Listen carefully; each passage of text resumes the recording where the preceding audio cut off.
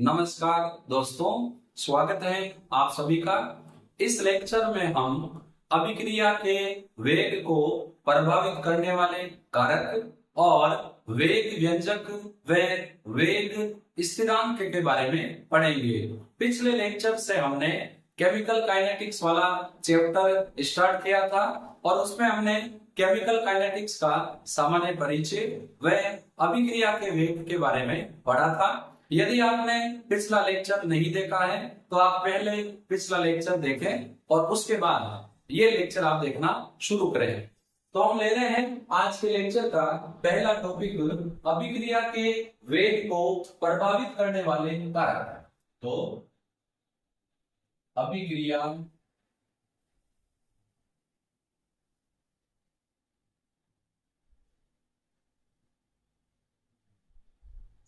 के वेग को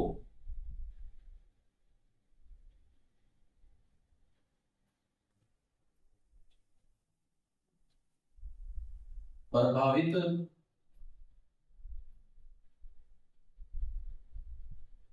करने वाले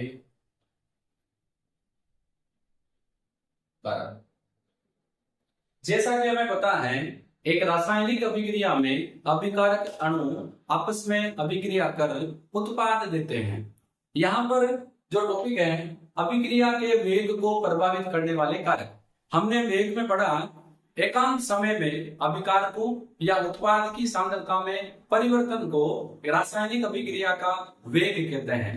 यानी अभिकारक और उत्पाद की सांद्रता में जितना ज्यादा परिवर्तन होगा, वेग उतना ही ज्यादा होगा।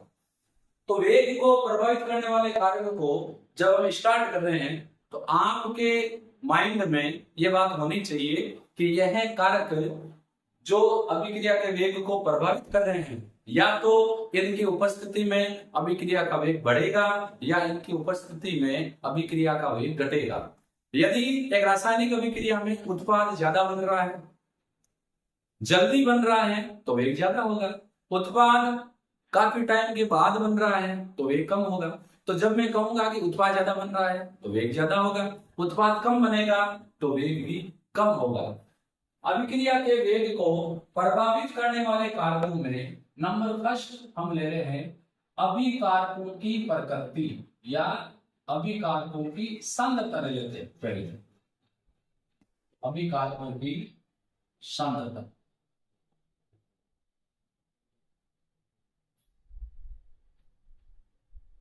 अभिकारकों की सांद्रता का सीधा अर्थ है कि इकाई आयतन में अभिकारक ज्यादा है। यदि अभिकारकों की सांद्रता बढ़ेगी तो इकाई आयतन में अभिकारक अणुओं की संख्या बढ़ेगी। इसका मतलब ये हुआ कि अभिकारकों की सांद्रता बढ़ने पर अभिकारक अणु अधिक होंगे और जितने ज्यादा अभिकारक अणु होंगे रिएक्शन उतनी ही ज्यादा होगी, क्योंकि टक्करें अधिक होगी तो अभिक्रिया का वेग भी बढ़ जाएगा। पुनः बता रहा हूं, यदि अभिकारकों की सांद्रता बढ़ती है तो अभिकारक अणुओं के मध्य टक्करों की संख्या बढ़ जाएगी, अभिक्रिया में उत्पाद अधिक बनेगा तो अभिक्रिया का वेग भी अधिक होगा। तो वेग को प्रभावित करने वाले कारकों में अभिकारकों की सांद्रता, इसमें मैं मेंशन कर देता हूं सांद्रता बढ़ने पर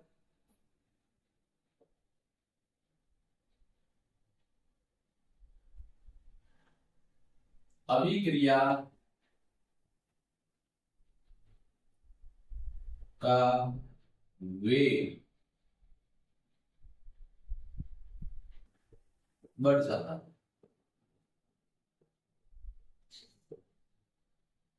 नंबर 2,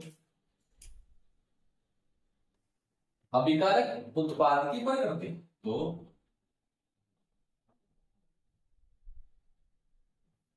अभिकारक व उत्पाद की प्रकृति। जब एक रासायनिक अभिक्रिया होती है तो अभिकारकों के पुराने बंध टूटते हैं और जब उत्पाद बनता है तो नए बंध बनते हैं। इसीलिए एक रासायनिक अभिक्रिया का वेग अभिकारक और उत्पाद की प्रकृति पर निर्भर करता है। जैसे फॉर एग्जाम्पल, यदि हम नाइट्रोजन ऑक्साइड का ऑक्सीकरण करें तो हमें मिलती है नाइट्रोजन डाइऑक्साइड NO2। यदि हम कार्बन डाइऑक्साइड का ऑक्सीकरण करें, सॉरी कार्बन मोनोऑक्साइड का CO का, तो इसके ऑक्सीकरण से हमें मिलती है कार्बन डाइऑक्साइड। ये जो रिएक्शन ऊपर वाली, ये तीव्र वेग से संपन्न होती है। इसकी स्पीड तीव्र है और इसका वेग क्या होता है, कम। यहां पर अभिकारक नाइट्रोजन मोनोऑक्साइड है, उत्पाद नाइट्रोजन डाइऑक्साइड है। अभिकारक कार्बन मोनोऑक्साइड है, उत्पाद कार्बन डाइऑक्साइड है। तो एक अभिक्रिया दोनों में ऑक्सीकरण हो रहा है। एक अभिक्रिया तेज वेग से तीव्र वेग से संपन्न हो रही है, दूसरी अभिक्रिया कम वेग से संपन्न हो रही है। तो ये हमें बता रहा है कि अभिकारक और उत्पाद की प्रकृति अभिक्रिया के वेग को प्रभावित करती है। नंबर 3 इंपॉर्टेंट है, इफेक्ट ऑफ कैटलिस्ट उत्प्रेरक का प्रभाव।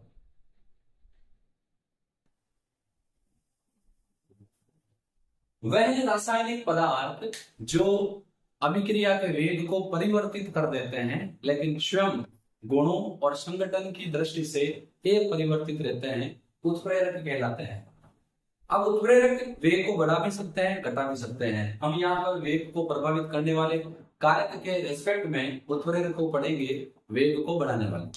तो उत्प्रेरक रासायनिक अभिक्रिया के वेग को बढ़ा देते हैं लेकिन स्वयं अपरिवर्तित रहते हैं। क्यों? क्योंकि अभिक्रिया के लिए आवश्यक सक्रियण ऊर्जा के मान में कमी कर देते हैं। सक्रियण ऊर्जा एक एनर्जी बैरियर है। मान लो ये अभिकारक है और ये उत्पाद है, थोड़ा सा समझे। अभिकारक को उत्पाद में बदलने के लिए यहाँ आना पड़ेगा और ये जो बीच में है ये एनर्जी बैरियर है। सपोज करो एक बड़ा सा पहाड़ है, उस पर 20 लोग चढ़ना शुरू करते हैं लेकिन पहाड़ के उस साइड जाना है। टारगेट ये है कि पहाड़ के ऊपर चढ़कर उस साइड जाना है। 5 लोग ही उस साइड जा पाते हैं। लोग कितने हैं? 20। लेकिन यदि वही पहाड़ की ऊंचाई अगर कम कर दें तो 5 की बजाय 10 लोग पहाड़ के उस साइड जा पाएंगे, क्योंकि हमने क्या कर दिया है, जो पहाड़ है उसकी हाइट कम कर दी है, तो ज्यादा लोग उस साइड जाएंगे। यही रिएक्शन में होता है यदि अभिकारक अणुओं के लिए या यूं कहें अभिक्रिया के लिए आवश्यक सक्रियण ऊर्जा, एक ऊर्जा अवरोध होता है। यदि उसके मान में कमी हो जाएगी तो अभिकारक के अधिक अणु उत्पाद में बदलेंगे, वेग बढ़ जाएगा। और यदि सक्रियण ऊर्जा का मान अधिक है तो अभिकारक अणु कम उत्पाद में बदलेंगे, वेग भी कम होगा। तो पहले मैं उत्प्रेरक की डेफिनेशन लिखता हूं, आप साथ साथ बने रहे। वह रासायनिक पदार्थ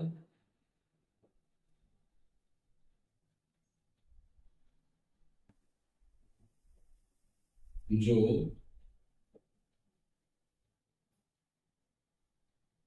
अभिक्रिया के वेग को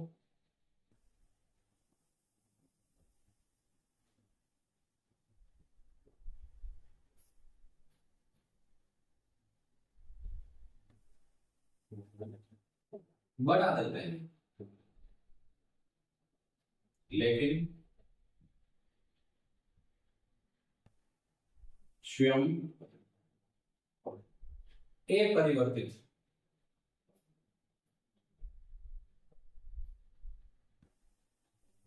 रहते हैं।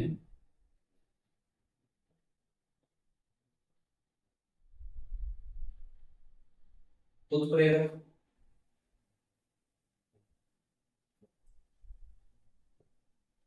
कहलाते हैं। उत्प्रेरक की उपस्थिति में अभिक्रिया का वेग बढ़ जाएगा। उत्प्रेरक सक्रियण ऊर्जा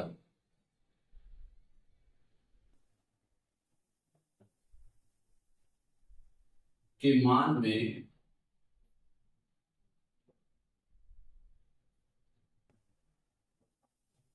कमी कर देते हैं,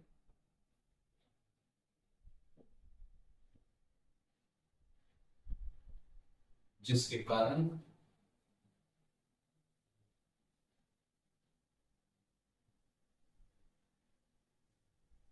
अभिक्रिया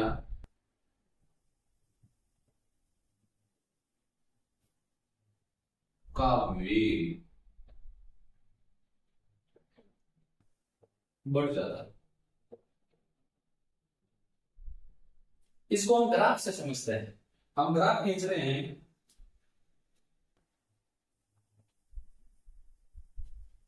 यहां हम ले रहे हैं अभिक्रिया निर्देशांक, रिएक्शन कोऑर्डिनेट, यहां हम ले रहे हैं एनर्जी, ऊर्जा, यहां पर अभिकारक, यहां पर उत्पाद।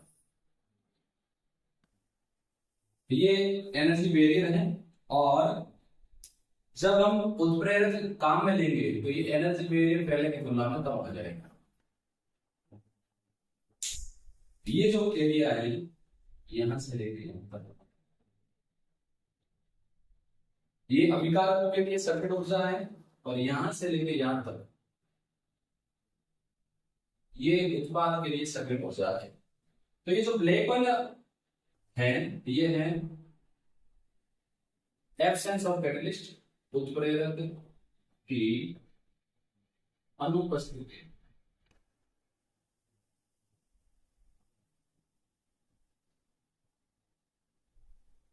और जो रेड वाली लाइन है ये है उत्प्रेरक की प्रेजेंस में, in the presence of catalyst, उत्प्रेरक की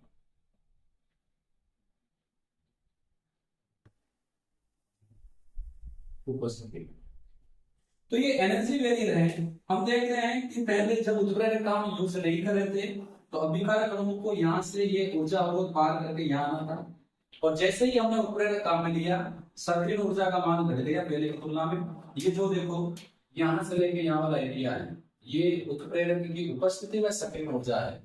हम देख रहे हैं ग्राफ की सहायता से कि उत्प्रेरक की उपस्थिति में अभिक्रिया के लिए आवश्यक सक्रिय ऊर्जा का मान घट गया है, अर्थात अब अभिकारक के अधिक अणु उत्पाद में बदलेंगे तो अभिक्रिया का वेग भी बढ़ जाएगा। कहने का मतलब ये है कि उत्प्रेरक अभिक्रिया के लिए जो आवश्यक सक्रिय ऊर्जा है उसके मान में कमी कर देते हैं, परिणाम स्वरूप अभिकारक के अधिक अणु उत्पाद में बदलेंगे, वेग बढ़ जाएगा। ऐसे क्वेश्चन भी आया हुआ है बोर्ड में कि उत्प्रेरक की उपस्थिति में रासायनिक अभिक्रिया का वेग बढ़ जाता है, ऊर्जा वितरण वक्र से समझाइए। तो हमें ये ग्राफ बनाना पड़ेगा और लिखेंगे कि ग्राफ से स्पष्ट है कि उत्प्रेरक की उपस्थिति में सक्रिय ऊर्जा का मान घट जाता है, परिणाम स्वरूप अभिक्रिया का वेग बढ़ जाता है। Number 4 factor of affecting rate of reaction वो है इफेक्ट ऑफ टेम्परेचर।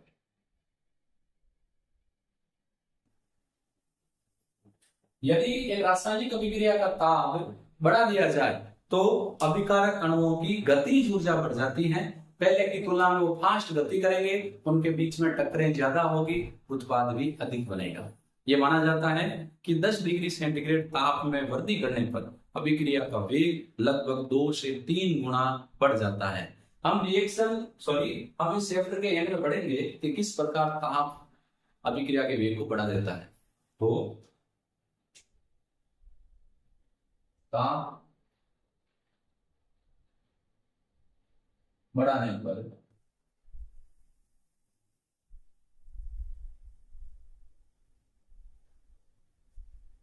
अभिकारक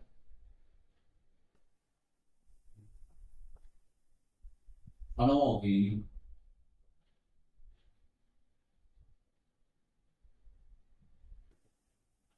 गतिज ऊर्जा बढ़ने के कारण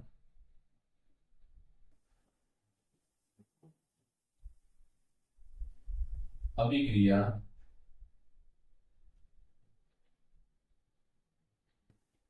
का वेग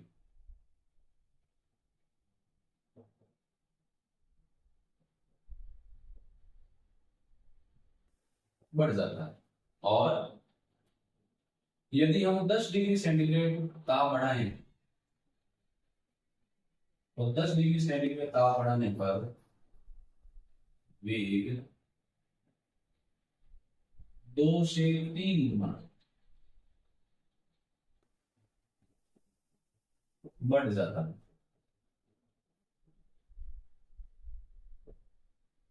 जो बच्चे नहीं जुड़े हैं उनको मैं बताना चाहूंगा कि हमने 2 चैप्टर ऑलरेडी कर दिए हैं, सॉल्यूशन और इलेक्ट्रोकेमिस्ट्री वाला। यदि आपको वीडियो नहीं मिल रहे हैं तो आप मेरे यूट्यूब के जैसे ही होम पेज पर जाएंगे तो आपको उसमें मिलेगा होम वीडियोज, उसमें एक ऑप्शन और मिलेगा होम वीडियोज के पास में प्लेलिस्ट। जैसे ही आप प्लेलिस्ट पर क्लिक करोगे तो आपको लेटेस्ट प्लेलिस्ट मिल जाएगी। Chapter number 1 solution, chapter number 2 electrochemistry. उसके बाद जैसे ही ये चैप्टर करवाऊंगा इसकी भी प्लेलिस्ट आपको मिल जाएगी। हालांकि सभी चैप्टर की प्लेलिस्ट आपको मिलेगी क्योंकि हर साल मैं 12th और 11th का सिलेबस करवाता हूं, तो 12th केमिस्ट्री की प्लेलिस्ट आपको जरूर मिलेगी। चाहे चैप्टर नंबर 1 हो चाहे चैप्टर नंबर 10 J1 हो, सबकी प्लेलिस्ट आपको मिलेगी। लेकिन जैसे जैसे हम इस साल चैप्टर कंप्लीट करते जाएंगे पुरानी प्लेलिस्ट को हम डिलीट करेंगे, नई प्लेलिस्ट हम बनाएंगे। हालांकि पुरानी प्लेलिस्ट हम डिलीट करेंगे, वीडियोस आपको उस पर मिलेंगे, केवल प्लेलिस्ट हम अपडेट करेंगे ताकि हर साल नई प्लेलिस्ट जब बच्चों को मिले तो उसमें कुछ नया हो सके। नंबर 5, अभिक्रिया के वेग को प्रभावित करने वाले कारकों को हम ले रहे हैं विकिरण का प्रभाव।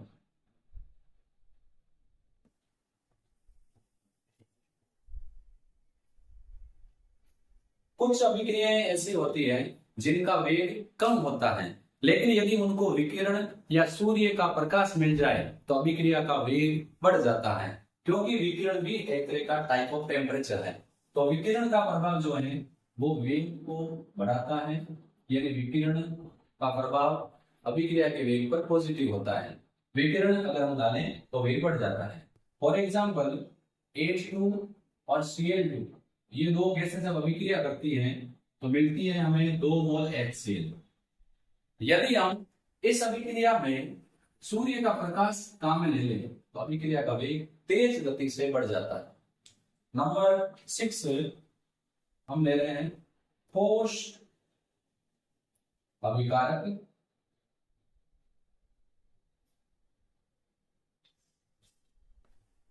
की सतह का क्षेत्रफल।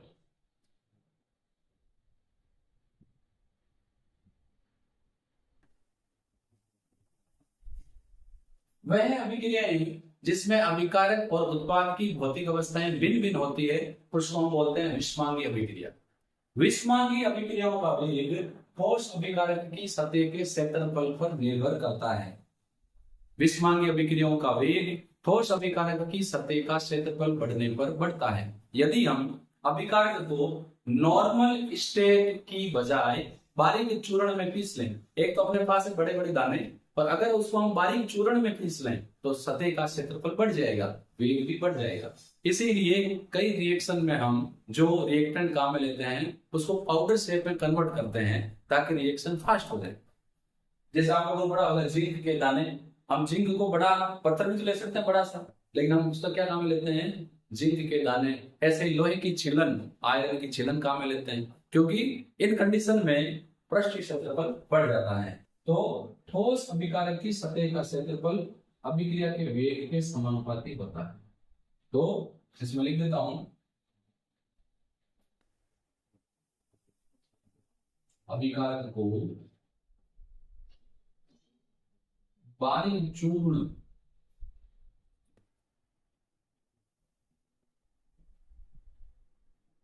के रूप में लेने पर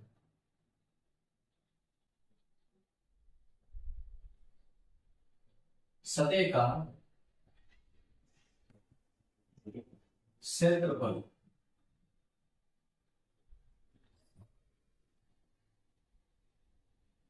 बढ़ने के कारण वेग बढ़ जाता है। सपोज करो ये हमने बड़ा सा कोई रिएक्टेंट लिया है, अगर इसको हम बारीक चूर्ण में पीस लें तो जाहिर सी बात है सतह का क्षेत्रफल बढ़ेगा, रिएक्शन तेज गति से होगी अर्थात वेग बढ़ जाएगा। नंबर 7 और लास्ट हम ले रहे हैं नेचर ऑफ मीडियम, माध्यम की प्रकृति।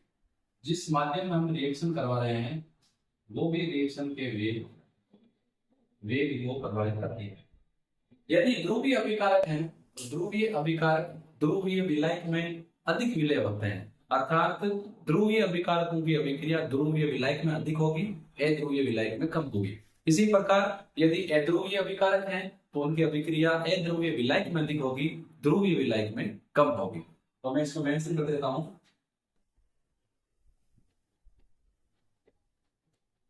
ध्रुवीय अभिकारकों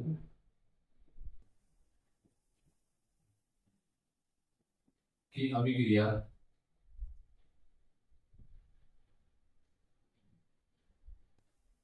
का वेग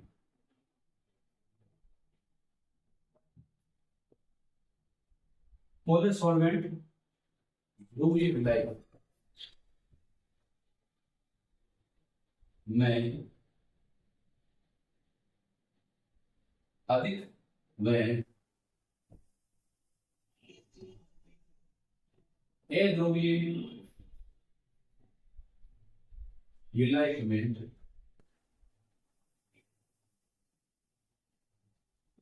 कम होता है। तो ये हमने अभिक्रिया के वेग को प्रभावित करने वाले टोटल 7 फैक्टर यहाँ पर दिए हैं।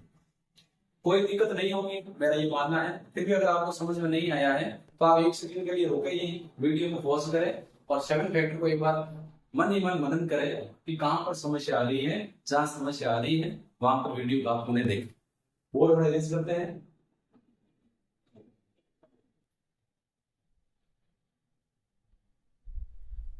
अब हम ले लेते हैं आज के लेक्चर का सेकंड टॉपिक, वेग व्यंजक में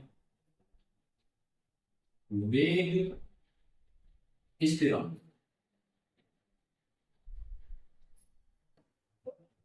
देखिए ये जो वेग व्यंजक है इसको वेग व्यंजक, वेग नियम या वेग समीकरण भी कहते हैं। हम एक सामान्य अभिक्रिया की बात करते हैं, टॉपिक पर आएंगे धीरे धीरे। एक सामान्य अभिक्रिया,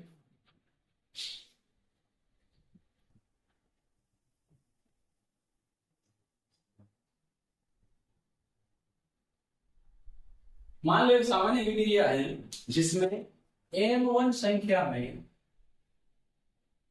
A अभिकारक, M2 संख्या में B अभिकारक आपस में अभिक्रिया करके उत्पाद दे रहे हैं। जैसा कि हमें पता है अभिक्रिया का वेग अभिकारकों की सांद्रता के समानुपाती होता है। तो यदि मैं वेग की बात करूं तो वेग हो जाएगा समानुपाती अभिकारक A की सांद्रता और अभिकारक B की सांद्रता। यहां मैं लिख देता हूं y, यहां लिख देता हूं x। ये x और y का मान हम प्रयोग द्वारा ज्ञात करते हैं, जो M1 और M2 के बराबर हो भी सकते हैं और नहीं भी। इनका मान M1 और M2 के बराबर होना आवश्यक नहीं है। जब हम समानुपाती का चिन्ह हटाएंगे तो आएगा वेग बराबर स्थिरांक आएगा k इंटू A की सांद्रता। ये बड़ा ब्रैकेट बताता है सांद्रता को, तो A को हमने ब्रैकेट में बंद कर दिया तो A की सांद्रता, और B को ब्रैकेट में बंद कर दिया तो B की सांद्रता। पावर लगा दी x और y। x और y अभिक्रिया की कोटि होती है जो हम प्रयोग द्वारा ज्ञात करते हैं। अब यदि मैं अभिकारक के संदर्भ में वेग लिखूं तो वेग क्या हो जाएगा, अभिकारक की सांद्रता dr बटा dt, सांद्रता समय के साथ घटती है, चिन्ह आएगा माइनस का, बराबर k a की पावर x b की पावर y। ये जो है इसको हम बोलते हैं वेग व्यंजक, वेग नियम या एक और नाम है, ये दोनों शामिल है, वेग समीकरण।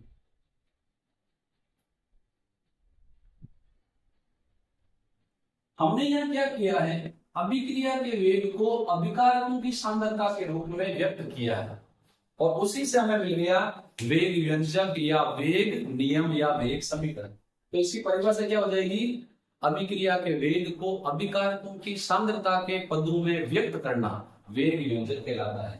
तो लिख देता हूं, अभिक्रिया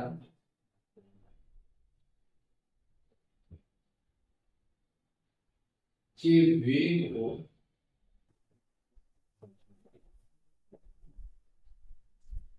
अभिकारक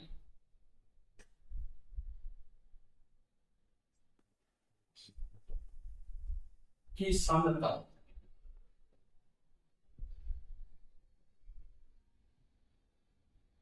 के पदों में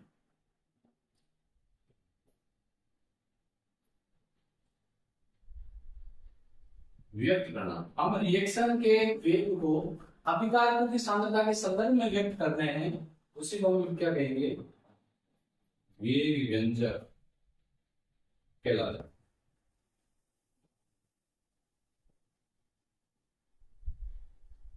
एनसीईआरटी बुक में ये तीनों नाम मेंशन है, वेग व्यंजक कहो, वेग नियम कहो या वेग समीकरण कहो, एक ही चीज है।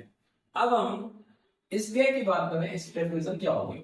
मान लो इसको मैंने नाम दे दिया समीकरण नंबर ए, तो यदि कंडीशन डाल रहे हैं ए बराबर है बी के, यानी ए और बी दोनों बराबर हैं और दोनों की सांद्रता कितनी है, एक, उस कंडीशन में अपना जो वेग है ये भी एक ये भी एक गुणा एक, तो वेग बराबर क्या हो जाएगा, तो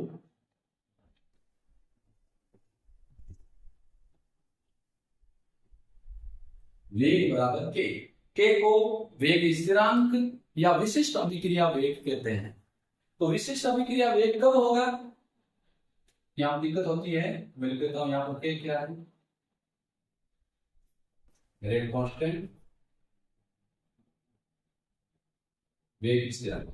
जब सभी अभिकारकों की सांद्रता इकाई हो तो अभिक्रिया का वेग विशिष्ट अभिक्रिया वेग कहलाता है। उस कंडीशन में वेग बराबर क्या हो जाएगा, के। जब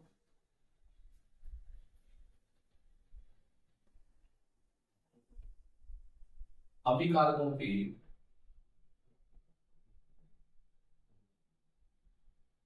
सांद्रता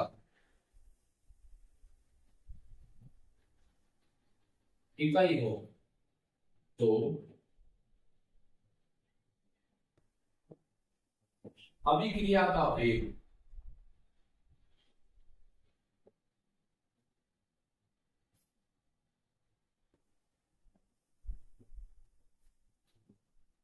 विशिष्ट अभिक्रिया वेग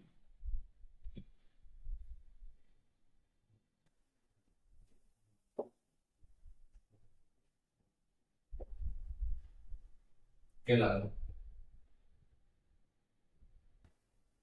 यानी जो क्या है यहां पर ये वेग स्थिरांक, ये क्या है, विशिष्ट अभिक्रिया वेग, लेकिन कौन सी कंडीशन में, जब सभी अभिकारकों की सांद्रता इकाई हो। अब कईयों में ये होता है कि जो सब बोर्ड पर लिखवा रहे हैं हम उन्हीं नोट्स को कॉपी में लिखें। आप अगर पढ़ाने के साथ साथ लिख रहे हो तो अच्छी बात है, लेकिन इंपॉर्टेंट चीज ये है कि अगर आप लिख रहे हैं समझ में नहीं आ रहा है तो आप क्या करो, पहले समझ लो। रही बात नोट्स की, तो आपको मेरे टेलीग्राम चैनल पर हर चैप्टर के नोट्स, जैसे चैप्टर स्टार्ट होता है मैं वहां पर टेलीग्राम चैनल पर डाल देता हूँ। टेलीग्राम चैनल का लिंक आपको हर वीडियो के डिस्क्रिप्शन बॉक्स में मिल जाएगा। यदि आप वहां से ओपन नहीं कर पा रहे हैं तो टेलीग्राम चैनल पर जाइए, वहां पर लिखिए केमिस्ट्री बाय सुशील कुमार जहांगीर, आपको मेरा चैनल मिलेगा, आप ज्वाइन करें और आपको वहां नोट्स पीडीएफ के फॉर्मेट में मिल जाएंगे, आप उनका यूज कर सकते हैं। तो जब सभी अभिकारकों की सांद्रता इकाई हो तो अभिक्रिया का वेग विशिष्ट अभिक्रिया वेग कहलाता है। अब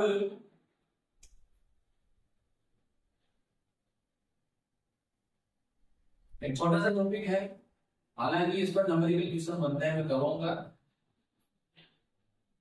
बुक में मेंशन है वेग का निर्धारण करना, वेग का निर्धारण करना या वेग नियम का निर्धारण करना, कुछ भी कर लो, ये भी देखो। वेग नियम का निर्धारण करने के लिए हम अभिकारकों की कुछ सांद्रता लेकर अभिक्रिया का प्रारंभिक वेग ज्ञात करते हैं।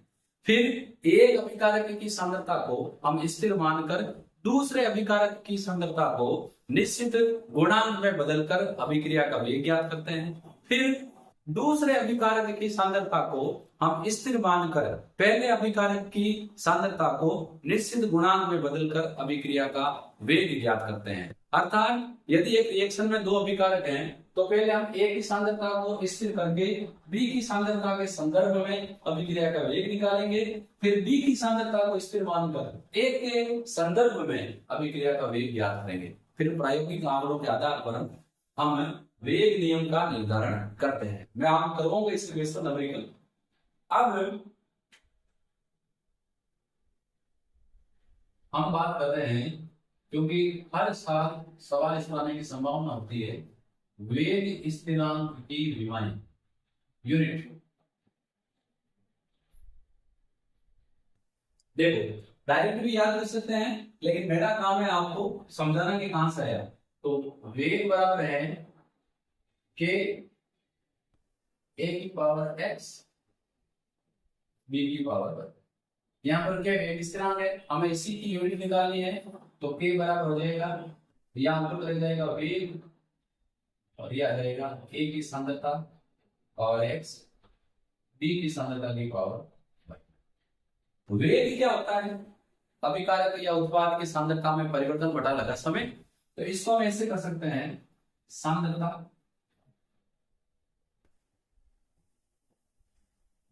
पावर 1 गुणा समय जो है वो हो जाएगा इनवर्स बटा ए और बी की सांद्रता। तो हम इसको ऐसे लिख सकते हैं, सांद्रता ए और बी की और पावर को जोड़ देंगे एक्स प्लस वाई। फिर सांद्रता है, सांद्रता की पावर है 1। ये एक्स और वाई जब ऊपर जाएगा तो पावर चिन्ह चेंज हो जाएगा, माइनस एक्स प्लस वाई। और समय को जैसे मान हम लेते हैं सेकंड में, तो सेकंड माइनस। अब हम अलग अलग कोटि की अभिक्रियाओं की बात कर रहे हैं कि कैसे निकालेंगे। प्रथम कोटि अभिक्रिया,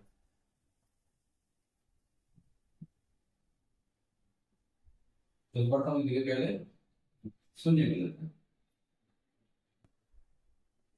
जो x प्लस वाई है ये अभिक्रिया की कोटि है। शून्य कोटि अभिक्रिया का मतलब है x प्लस वाई का जो मान है वो कितना होगा, 0।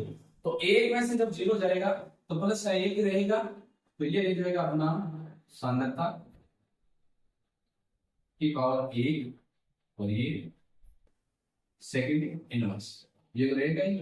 सांद्रता किसका होती है, मोल प्रति लीटर में, तो ये हो जाएगा मोल प्रति लीटर सांद्रता हो गई, आगे हो गया प्रति सेकंड।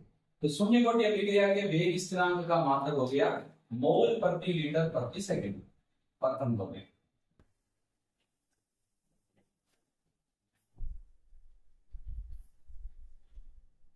अभिक्रिया के प्रथम कोटि के लिए x प्लस वाई का मान हो जाएगा 1। तो 1 में से -1 जाएगा तो 0, और सांद्रता की पावर 0। जब किसी भी राशि की पावर 0 होती है वो कितनी होती है, 1। तो सांद्रता वाला स्टेप तो गया, बाकी क्या बचा सेकंड, इसका हो गया सेकंड इनवर्स। अब लेते हैं द्वितीय कोटि।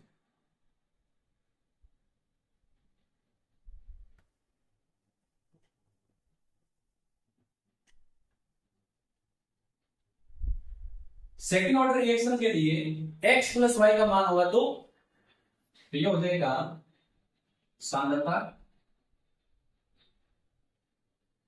की पावर 1 में से 2 जाएगा तो आगे सेकंड इनवर्स। जब सांद्रता की पावर में से माइनस का 2 जाएगा तो बचेगा माइनस का 1, तो ये हो जाएगा सांद्रता की पावर -1 सेकंड इनवर्स। तो अंदर देखो ये है मोल प्रति लीटर, इसकी पावर -1 सेकंड इनवर्स। यानी अंदर जो है उसकी पावर जब -1 होगी तो पावर चेंज हो जाएगी। ये मोल है तो इसको माइनस से गुणा करेंगे, ये हो जाएगा मोल इनवर्स। लीटर इनवर्स को इनवर्स से गुणा करेंगे तो लीटर, आगे क्या है सेकंड इनवर्स। समझ में आ गया होगा। तो मोल प्रति लीटर प्रति सेकंड शून्य कोटि अभिक्रिया का वेग स्थिरांक का मात्रक, सेकंड इनवर्स प्रथम कोटि का, mole inverse second inverse litre, ये है द्वितीय कोटि अभिक्रिया के वेग स्थिरांक की विमायक मात्रक। तो यहां पर हमने इस लेक्चर में अभिक्रिया के वेग को प्रभावित करने वाले कारक वेग स्थिरांक व वेग व्यंजक के बारे में डिटेल से पढ़ा। और मेरा ये मानना है कि आपको इससे संबंधित कोई भी डाउट नहीं है, हर कंसेप्ट आपको अच्छे से क्लियर हो गया होगा। अगले लेक्चर में हम order of reaction and molecularity of reaction, अभिक्रिया की कोटि और आणविकता के बारे में पढ़ेंगे। हम फिर मिलेंगे ऐसे ही नेक्स्ट वीडियो के साथ। धन्यवाद।